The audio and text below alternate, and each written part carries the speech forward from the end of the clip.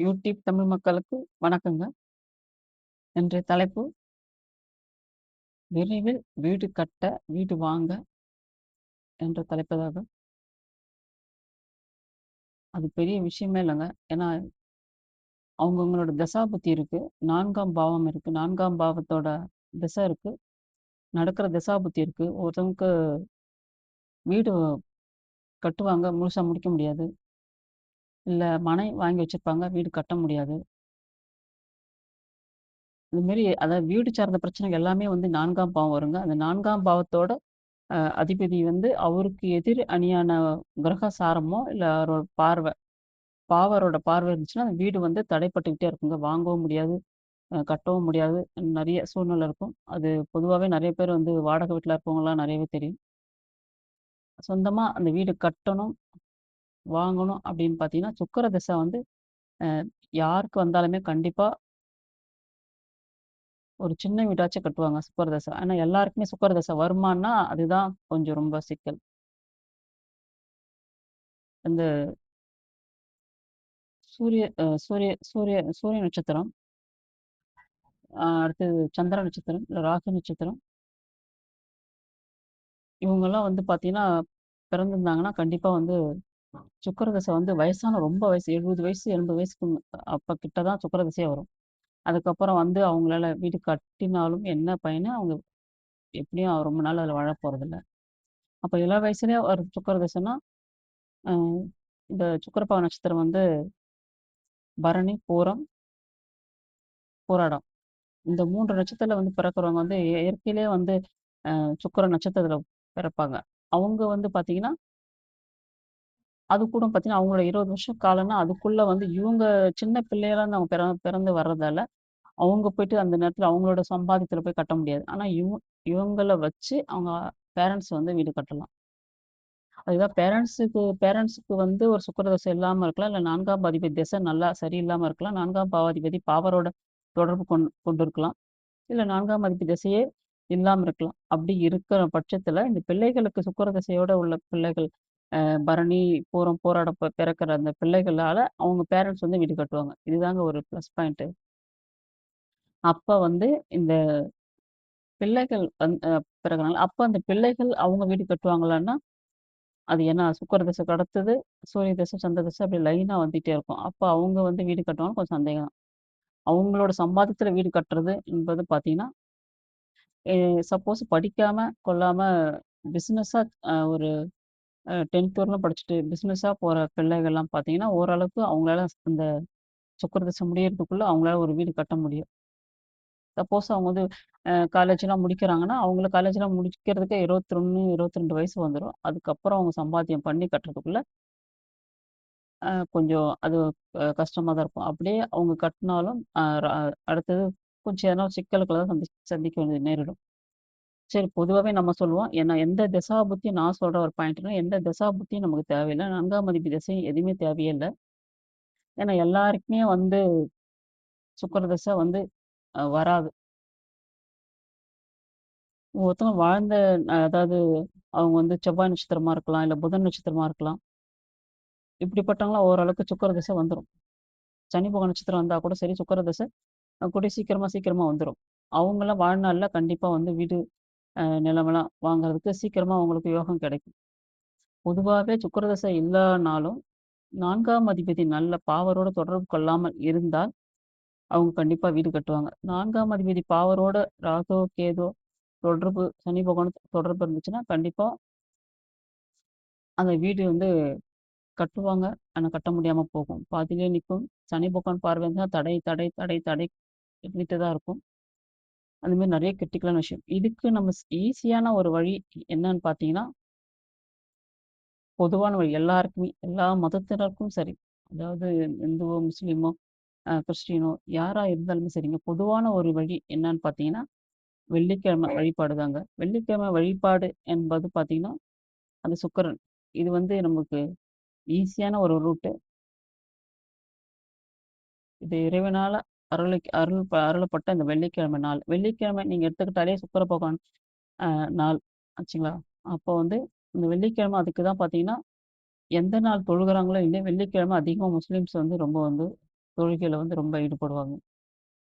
அதனால இந்த வெள்ளிக்கிழமை வந்து பார்த்தீங்கன்னா, எல்லாருமே வந்து முன்னாலே வீட சுத்தப்படுத்தி, உங்களுக்கு அதாவது வீடு அமையணும், வீடு வாங்கணும், இல்ல வீடு கட்டணும், இல்ல மனை வாங்கணும். இப்படி இருக்கிறவங்க எல்லாமே வந்து பார்த்தீங்கன்னா, இந்த வெள்ளிக்கிழமை அ பூஜைய முறையா நீங்க எடுத்துக்கணும். இல்ல அவங்கவங்க அ ஜென்ரேஷன் அதாவது அவங்கவங்க மதத்தப்படி கூட நீங்க வந்து ஃபாலோ பண்ணலாம். ஆனா யாரு எப்படி இருந்தாலும், இது அதிகாலை விழிக்கணும். கரெக்ட்டா நீங்க வந்து ஒரு 5:30 மணிக்குள்ள அதிகாலை 5:30 இல்ல 5லிருந்து 5 மணிக்கு இருந்தாலும் பரவால்ல. அந்த 5 மணிக்கு முன்னாடியே நீங்க எந்திரிச்சு, வீடெல்லாம் சுத்தம் பண்ணி, எல்லாமே கோலமிட்டு, எல்லாமே பண்ணதுக்கு பிறகு, வெள்ளிக்கிழமை அந்த 5:30 மணிக்கு சுக்கிரவாரம் 6 மணிக்கு பொறக்கும். வெள்ளிக்கிழமை அன்னைக்கு விடிகாலை. அந்த 5:30 மணிக்கெல்லாம் நீங்க வந்து எல்லா பூஜைக்கு தேவையான எல்லாமே வச்சு, நீங்க வந்து சக்கரை பொங்கல் வச்சு, நீங்க வாரம் வாரம் நீங்க வந்து செஞ்சு, நீங்க நெய்வேத்தியம் வச்சு அ சாமி பூஜை பண்ணி பாருங்க. கண்டிப்பா விரைவில் வந்து உங்களுக்கு வந்து இந்த அனுகூலம் கிடைக்கும். அதாவது நீங்க உங்களோட வீடு பத்தின எந்த ஒரு விஷயமா இருந்தாலும் தடை, தாமதம் இல்லாமல் உங்களுக்கு வந்து கண்டிப்பா கிடைக்கும்ன்றது தாங்க இது நிதர்சனமான உண்மை. நீங்க வேணா கூட பாருங்க.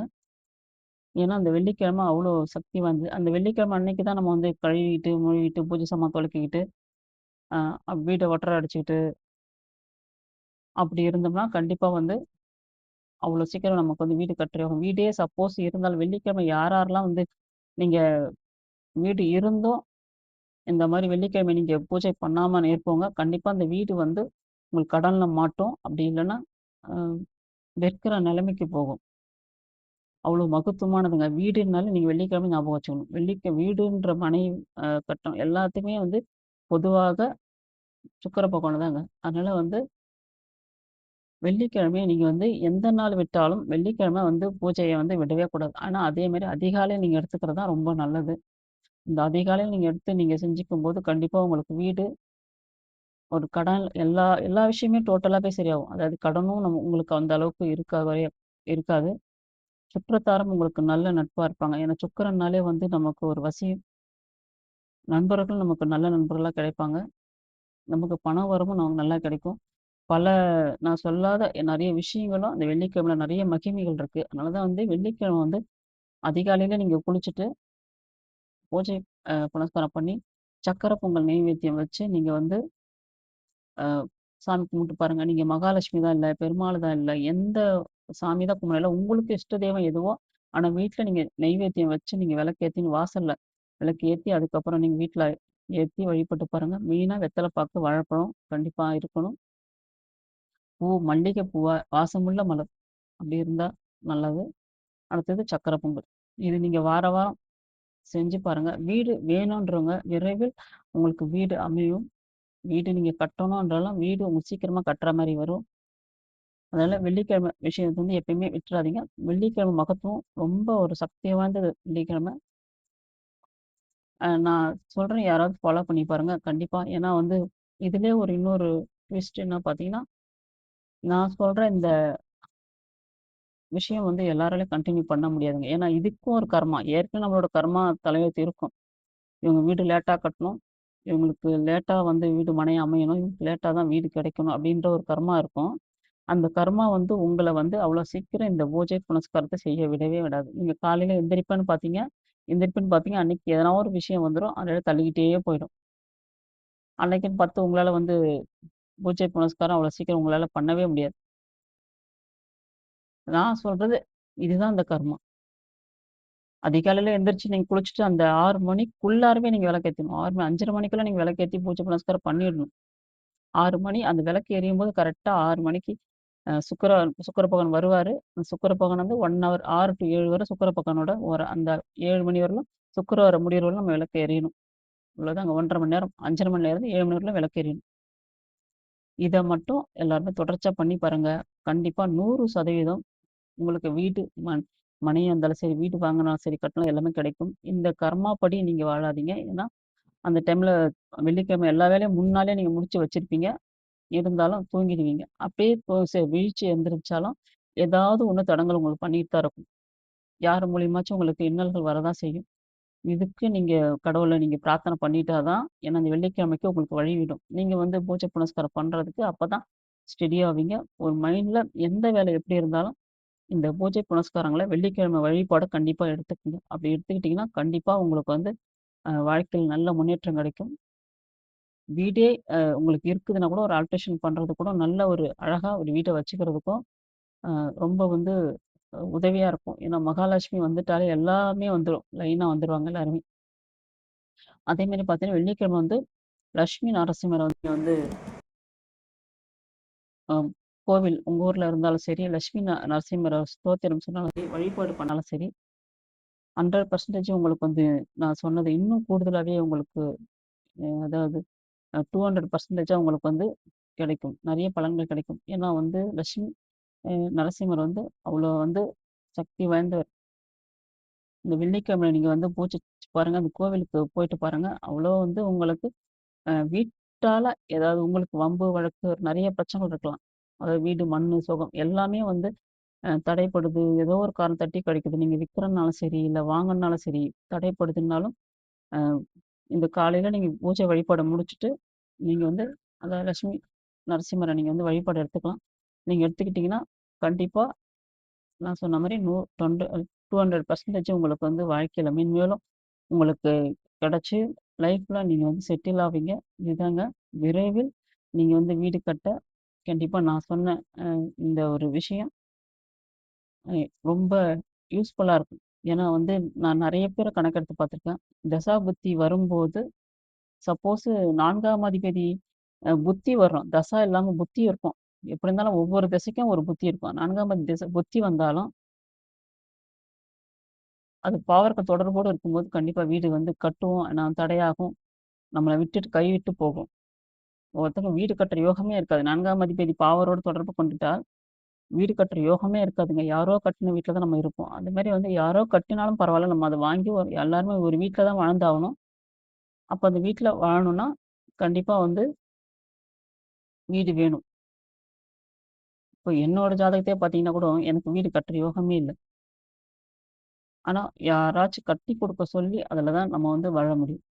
அதுதான் அது மாரி நெறைய விஷயம் நான் வந்து ஆராய்ச்சி பண்ணும்போது பார்த்தீங்கன்னா, இதுதாங்க. நீங்க வந்து இந்த வெள்ளிக்கிழமை வழிபாடு எடுத்துக்கங்க கண்டிப்பா. ஆனா தொடர்ச்சியா எடுத்துக்கணும். ஒரு வாரம் விடாம தொடர்ச்சியா எடுத்துக்கணும். தொடர்ச்சியா எடுத்துக்கிறதுலனா இந்த கர்மா நம்மள தடுக்கும். ஏன்னா, அந்த வீட்டோட கர்மா நம்மளோட ஜாதகத்துல வீட்டு கர்மா வந்து சரியா இல்லன்னா, 4ஆம் அதிபதி சரியா இல்லன்னாலும், நமக்கு வந்து பொண்ணு சுக்கிர திசையில இருக்கவங்கலாம் அவங்க சந்தோஷமா வீடு என்ஜாய் பண்ணிட்டு போயிட்டே இருப்பாங்க. இந்த 4ஆம் திசை அதாவது மற்ற கிரகங்களோட அ திசை வரும்போது கடைசி 70, 80 வயசுல வர்ற அந்த திசாபுத்தி வந்து அது நமக்கு கொடூரமான நம்ம வாழும்போது நம்ம நல்லபடியா வாழணும் அப்படின்னு நீங்க நினைச்சீங்கன்னா, சின்ன வயசுலயே வந்து உங்களோட தசாபுத்தி தெரிஞ்சு, அறிஞ்சு கண்டிப்பா நீங்க வந்து நான் சொல்ற வழிபாடு தொடர்ச்சியா நீங்க எடுத்துக்கங்க.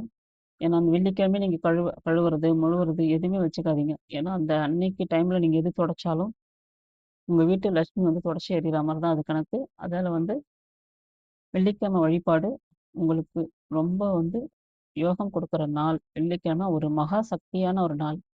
மகாலட்சுமியோட ஒரு அம்சமான ஒரு நாள். இந்த வெள்ளிக்கிழமை பூஜைய நீங்க வந்து அ கர்மா என்ன தடுத்தாலும் நீங்க அதையும் கண்ட்ரோல் பண்ணி எந்த வேலை எப்படி இருந்தாலும் ஓரம் தள்ளிட்டு, அந்த டைம்ல நீங்க வந்து அந்த பூஜை புனஸ்காரம் நீங்க பண்ணி பாருங்க. கரெக்ட்டா நான் சொல்ற அந்த டைமிங் தான் 5:30 மணி. கரெக்ட்டா 5:30க்கெல்லாம் நீங்க வந்து நெய்வேத்தியம் வச்சு படைச்சிருக்கணும். அப்ப நீங்க எத்தன மணிக்கு எந்திரிக்கணும்? அ 4:00லாம் நீங்க எந்திரிச்சீங்கன்னா, இல்ல 4:30க்குலாம் எந்திரிச்சா கூட நீங்க குளிச்சுட்டு நீங்க வந்து சக்கரை பொங்கல் நீங்க அ ஸ்டவ்ல வச்சுட்டு நீங்க கடகடன்னு முன்னாடியே நம்ம வந்து பூஜை பாத்திரங்கள்லாம் வீட்டுங்கலாம் தொடச்சு எடுத்துட்டு போறீங்க. இப்ப சக்கரை பொங்கல் வச்சுட்டு நீங்க வந்து விளக்கேத்துறதுக்கெல்லாம் ரெடி பண்ணிட்டு வரும்போதே, நீங்க வந்து சக்கரை பொங்கல் வந்து சீக்கிரமா குக்கர்ல வச்சீங்கன்னா விசில் வந்துரும். எடுத்து வச்சு நீங்க நெய்வேத்தியம் வச்சு நீங்க பூஜை பண்ணிட்டீங்கன்னா, நிஜமா வாழ்நாள்ல இத கடைபிடிச்சு பாருங்க. உங்களுக்கு வீடு சீக்கிரமாக உங்களுக்கு அமையும். சீக்கிரமாக நீங்க கட்டுவீர்கள். தடை தாமதமின்றி எந்த தசாபுத்தி எது இருந்தாலும் நீங்க கவலைப்பட வேண்டிய அ வேலையே தேவையில்ல. அடுத்தது இன்னும் சிக்கல் இருக்கு. எனக்கு வீட்டு பேர்ல இன்னும் சிக்கல் இருக்கு. ஏற்கனவே இருக்கிற வீட்ல பிரச்சனை இருக்கு. ஏற்கனவே இருக்கிற மனையில பிரச்சனை இருக்குன்னா, நீங்க லட்சுமி நரசிம்மர நீங்க சேர்த்து நீங்க கோவிலுக்கு போய் வழிபடும்போது, இன்னும் உங்களுக்கு அந்த பிரச்சனை விலகும். சப்போஸ் உங்க ஊர்ல லட்சுமி நரசிம்மர் இல்லன்னா, நீங்க வந்து ஒரு மாதம் ஒரு முறை நாமக்கல் நரசிம்மர போய் நீங்க தரிசனம் பண்ணலாம். இல்ல உங்க ஊர சுத்தி எங்கேயாவது கூட இருக்கும். லட்சுமி நரசிம்மர் இருக்கலாம். கிட்டக்கே இருந்தாலும் நீங்க வந்து போய் லட்சுமி நரசிம்மர பார்க்கலாம். அப்படி பார்த்தீங்கன்னா, உங்களோட இந்த வீடு யோகம் கண்டிப்பாக உங்களுக்கு கிடைக்கும். கர்மாவ நம்ம வென்று நம்ம சுகமாக வாழலாம். நன்றி. வணக்கம்.